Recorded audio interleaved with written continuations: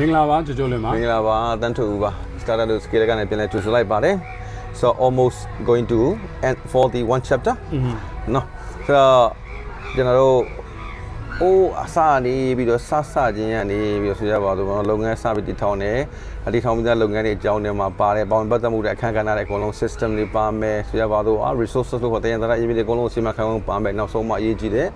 People look for it, so Lutua, people to blow Luria, we do the Mukisa without the pure video, the chapter out, so Siavado Premium, no? Sassamu she de Kisali, one of the mess up you on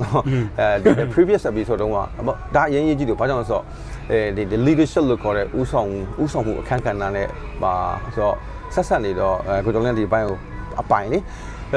Okay, so now Pramano Usong do the about the one, the beautiful song and the Yinjimuri Valley and the pure one, Usong do the Yiji the can. To look on me, Lungan Singale, Lungan Kuma Usong do. When you go to Lungan still Uson also, more to Jaya Kankanama Uson do the Shija. As I say, the Usong do the Gonsong, the Sujabado, the local can pet it like a changing or like gown. General communication look for it, the Ganino Palaja may communicate information in Pijama solution. Below Pons and Muka. Tea out the less for a hago, see about the same level, not the 8 on the same level. I can say level. Shabby in the book. Communication low where you're not a tea out there, fountains and you tea out there, you also set to move the Bible. Oh, Joe didn't need that Chima, you're senior, you're getting Chima. So have your gone to Sura, Balelu, going, but you have your gone to look going. The Galampi. ထုတ်လိုက်လို့ရှင်သူကစကားပြောကောင်းတဲ့သူဆိုတာနားထောင်ကောင်းတဲ့သူကဖတ်ဖူးတယ်။အားချော့ကောင်းတဲ့သူပြောကြတာပေါ့နော်။ဖတ်ဖူးတယ်။ဆိုတော့ဒီ communication မှာထိရောက်တဲ့ communication ဖြစ်ဖို့လို့ပြောရင်ပထမဆုံးကနားထောင်သူကောင်းဖြစ်ဖို့အတွက်ကို active listening ကောင်းဖို့လိုတယ်လို့အရင်ဆုံးပြောချင်တယ်။တည်ရင်ကြည့်တာပေါ့။တည်ရင်ကြည့်တာပေါ့ဟုတ်။အဲ့တော့တိတိကျကျပေါ့နော်။ဒါပါတော့ကိုယ့်အထက်လူကြီးကပဲဖြစ်ဖြစ်ကိုယ်နဲ့လှုပ်ဖို့ကံမဲကပဲဖြစ်ဖြစ်ကိုယ့်ကိုလာပြောပြီးဆိုရင်ပြောတဲ့အကြောင်းအရာကိုတိတိကျကျတက်ကြွစွာနားထောင်ဖို့လိုတယ်။တက်ကြွနားထောင်ဖို့စိတ်ပေါဝင်စွာလေးလေးလက်နဲ့ပေါ့နော်ဟုတ်တယ်အဲ့ဒါမှ तू ဘာကိုဆိုလိုချင်တာလဲဆိုတဲ့အပိုင်းကိုကျွန်တော်တို့သေချာသိပြီးတော့ဂါကနာနာသိပြီးတော့မှဘာပြန်ပြီးတော့ဘယ်လိုတုံ့ပြန်မလဲဘယ်လိုစီမံခန့်ခွဲရမလဲဆိုတဲ့အပိုင်းဘယ်လို guidance တွေပြန်ပေးမလဲပေါ့နော်အဲ့ဒါတော့ပထမဆုံးစတာတော့ဒီ communication မှာကျွန်တော်ဒီကတော့ edit listening နဲ့စဖို့လိုတယ်လို့အရင်ဆုံးပြောချင်တယ်ကောင်းတော့ပေါ့ edit listening yes ကျွန်တော်ဒီကနေဂီလို့ခေါ်လာဒီကနေဂျီလို့ခေါ်လာပြောတော့ဘူးเนาะကျွန်တော်လည်းအဲ့စာကိုဖတ်ဘူးတော့ဆိုတော့ခုနကကျွန်တော်ပြောလို့ပဲအနှစ်ချုပ်ကကျွန်တော်တို့စကားပြောကောင်းသူဆိုတာကနားထောင်ကောင်းတဲ့သူစကားပြောကောင်းသူပြောတာပေါ့เนาะဆိုတော့ဘာကြောင့်ဒီနားထောင်ကောင်းတဲ့လူစကားပြောကောင်းတဲ့လူဆိုတော့သူပြန်ပြီး response လုပ်ဖို့ကိစ္စကိုသူအရင်ဆုံး absorb လုပ်ဖို့လွယ်လေနော်ဂါဂါနာနာရှင်းရှင်းလင်းလင်းတိတိကျကျပြက်ပြက်သားသားအဲ့ဒီဟာတွေကိုသူ absorb လုပ်ဖို့လွယ်အကယ်၍များသူအဲ့လိုမျိုးကောင်းကောင်းနားမထောင်လို့ရှိရင်သူပြန်ပြီး response လုပ်တဲ့ဟာတွေတော်တော်ဖြစ်ကုန်မှာပေါ့ဟုတ်တယ်နော်အဲကြောင့်မလို့ခုနကကျွန်တော်ပြောတဲ့ဟာကျွန်တော် 100% ကျွန်တော်agree ဖြစ်လက်ခံတယ်ဆိုတော့ကျွန်တော်တို့ဆိုရပါတော့ပေါ့နော်ကျွန်တော်ကိုကျော်ကြီးရဲ့ကျွန်တော်ထူကြပါတော့လက်အောက်ငယ်တာ support နေပေါ့နော်ဆိုတော့အကယ်၍များကျွန်တော်ကိစ္စအကြောင်းအရာတစ်ခုကိုကျွန်တော်မတက်နိုင်တဲ့ကိစ္စအကြောင်းအရာတစ်ခုပေါ့နော်တော်တော်ကျွန်တော်မှာခက်ခဲနေတဲ့ကိစ္စတစ်ခုကိုကျွန်တော်တို့ပြဿနာပေါ့ဗျာဆိုကြပါကျွန်တော်ကိုကျော်လုံးလာပြီးတော့ဘယ်လိုပြောရလဲဆိုတော့ပြောပြတယ်ပေါ့နော်ကျွန်တော်ပြောပြဆရာကျွန်တော်ဒီလိုဘာပြဿနာပြောပြတယ်ပေါ့နော်ဆိုတော့အဲ့ဒီဆိုရပါတော့အဲ့ဒီ communication ကိုထိရောက်တဲ့ communication ဖြစ်အောင်ကိုကျော်လုံးဘယ်လိုပြန်ပြီး response လုပ်မယ်ဆိုတဲ့ဟာလေးနည်းနည်း role play လေးပုံမှန်အဖြစ်ပေါ့နော်အဲ့လိုမျိုးလာလို့ရှိရင်တော့ manager ဆိုတဲ့သူတွေက solution တွေတန်းပေးလိုက်ကြလေရှိကြတယ်ဗျ yes ရှိကြဆို तू ဖြတ်သန်းခဲ့တဲ့အတွေ့အကြုံရတာမို့ तू ကျွမ်းကျင်တဲ့ subject မို့လို့ subject ပေါ့နော်အဖြေတွေတန်းပေးလိုက်မင်းဒါလုပ်ပါလားအဲ့လိုဖြစ်ရင်တော့ဒီလိုလုပ်ပါလားကွာငါတော့ဒီလိုလုပ်ခဲ့တာပဲဆိုတာမျိုးပြန်ပြောလိပြောတာရှိတယ်ပေါ့နော်တကယ်တမ်းအကြံပြုချင်တာကကျတော့ကျွန်တော်တို့ခေါင်းဆောင်တွေကိုမွေးထုတ်နေတဲ့ခေါင်းဆောင်ကဆိုရင်အဲ့ဒီကိုလာပြောတဲ့သူခေါင်းဆောင်စိတ်ဖြစ်အောင်ကျွန်တော်ဘာလုပ်လို့ရလဲဆိုတော့အဲ့ဒီပြဿနာကတကယ်လို့ဒါမင်းကငါနေရာမှာသာဆိုရင်မင်းဘယ်လိုပြန်ဖြေရှင်းမယ်လို့စဉ်းစားထားလဲပေါ့နော်ဒါမျိုးပေါ့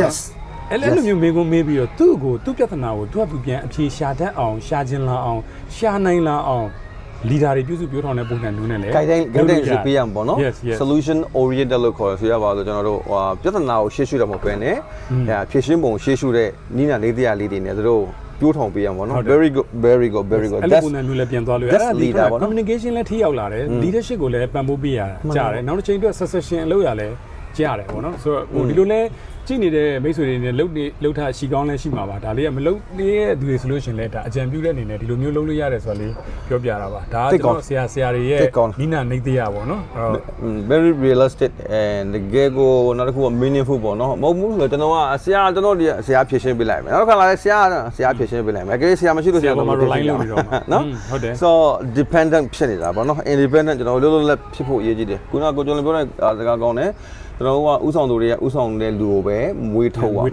နောက်လိုက်ကိုမွေးထုတ်ရမှာမဟုတ်ဘူး very good အဲ့တခုတည်းနဲ့ဒီ topic ကကျွန်တော် satisfy ဖြစ်တယ်ပေါ့နော်ကျင်းတတ်သွားကျင်းတတ်သွားရပေါ့ထက်ကျင်းတတ်သွားအောင်ဆိုလို့ရှိရင် communication မှာနောက်ထပ်အရေးကြီးတာကရှင်းလင်းပြတ်သားတဲ့စကားလုံးရှင်းလင်းပြတ်သားတဲ့ message ပေးနိုင်ဖို့လိုတယ်ဒီညမှာလဲကျွန်တော်အခုငငယ်ပြောဥပါတယ်ကျွန်တော်ဆရာပြောသလိုပေါ့နော် why ဆိုတဲ့လူရှိတယ် how ဆိုတဲ့လူရှိတယ်အဲ့တကယ်လို့များကိုက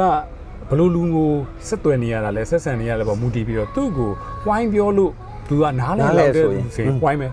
ဒါလေးကြောင့်မလို့ဘာကြောင့်လောက်ရတာဟုတ်တယ်ပြောလိုက်ရင်သူသဘောပေါက်အဲ့လိုမို့လို့ဟောင်းကိုပြောမှသိမဲ့သူဆိုတော့ဟေးအောင်ကြီးဒါလောက်ရမှာကွာအဲ့ဒါကဒီလိုလောက်ရတာကွာဆိုတဲ့အထိဒီလိုတရားလောက်မှာဒါကြောင့်လောက်ရတာဒီလိုပုံစံလောက်ဒီချိန်မှာလောက်ဒီလူနဲ့သွားလောက်လိုက်တိတိကျကျကိုပြောပြရမှာပေါ့နော်အဲ့ဒါက specific and clear instruction လို့ပြောမှာပေါ့နော်ဆိုတော့ကျွန်တော်တို့စိတ်မရှိလို့လည်းမရဘူးလေဗျာနော်လူတိုင်းကိုကျွန်တော်က why ဆိုတဲ့လူတွေကြီးပဲလိုချင်လို့မှမရတာဘူးနော်ဆိုတော့သိကောင်းတယ်ဒီကလည်းကောင်းပါတယ်ဒီ topic ကတော့ very meaningful ပေါ့နော်ဟုတ်ဆိုအဲ့ဒီအပေါ်မှာတစ်ဖက်ကကိုလာပြီး communicate လုပ်တဲ့သူရဲ့အပေါ်မှာမူတည်ပြီးတော့လေကျွန်တော်တို့ကသူနဲ့အလင်းသင်းနဲ့language လို့ပြောမလားသူနဲ့အလင်းသင်းတဲ့ဟာတွေသုံးဖို့လည်းလိုတယ်အဲ့ဒါလည်းအရေးကြီးတယ်တိတ်မှန်တာတိတ်မှန်တာ junior level လောက်လာတာကိုဗျာ senior level လောက်ကသိမဲ့စကားလုံးတွေနဲ့ပဲသူ့ကိုပြောနေလို့မရဘူး junior level line junior level နဲ့အလိုက်သိနိုင်တဲ့ဟာမျိုးပြောပြလို့ခုနကျွန်တော်ပြောသလိုပဲဆိုရပါစို့အမြဲတမ်းပဲ solution oriented guidance တွေပဲပေးလို့ရတဲ့လူတွေမှမဟုတ်တာเนาะအဲ့လိုချို့လူတွေလည်းဆိုရပါတော့ကျွန်တော် how ဆိုတဲ့ဟာကို clear instruction ပေးပြီးတော့ guide လုပ်ရလူတွေလည်းပါသေးတာဟုတ် yes that's good okay ကိုကျော်လင်ကျေးဇူးအများကြီးတင်တယ် communication ကတော့ဒါပါအញ្ញကြီးရိုးရှင်းလေးပါပဲအဲ့တော့ဆက်ပြီးတော့ဘယ်လိုပြောမလဲဆိုတော့ဒီကချက်မယ်ဆိုလို့ရှိရင်တော့အသေးစိတ်အများကြီးချက်လို့ရတာပေါ့ဆိုတော့ဒီဥစ္စာကလည်းဒီဥဆောင်မှုဆိုတဲ့ကိစ္စကလည်းပြောလို့ကုန်တဲ့ဟာမှမဟုတ်တာเนาะဒါဥဆောင်မှုအောက်မှာ communication တစ်ခုပဲရှိသေးတာဟုတ် okay ပါကျေးဇူးအများကြီးတင်ပါဆိုတော့ကျွန်တော်တို့ဗီဒီယိုကြည့်နေတဲ့လုပ်ငန်းရှင်တွေပါမယ်ဆိုတော့ management လို့ခေါ်တဲ့စီမံခန့်ခွဲတဲ့ဒီလူတွေလည်းပါမှာပေါ့နော်ဆိုတော့ကျွန်တော်တို့တကယ်ဥဆောင်သူကောင်းတယောက်ဖြစ်နေသလားရေကျွန်တော်တို့ဥဆောင်သူနေရာမှာနေပြီဆိုလို့ရှိရင်လည်းခုနကကျော်လင်း share သွားလို့ရှင်းလင်းပြတ်သားတိကျတဲ့ instruction တွေလာကောတို့ဒီမော solution oriented guidance တွေတော့လာကောကျွန်တော်တို့ပေးပြီးတော့ကျွန်တော်တို့ communicate လုပ်နေလားဆိုတဲ့ဟာကိုလည်းပြန်ပြီးသုံးသပ်ဖို့အတွက်ကို remind လုပ်ပါတယ်ကိုကျော်လင်းကျေးဇူးအများကြီးတင်ပါတယ်ကျေးဇူးတင်ပါတယ်နောက်တစ်ပတ်မှာပြန်လည်ဆုံတွေ့ပါမယ် see you ပါတဒါ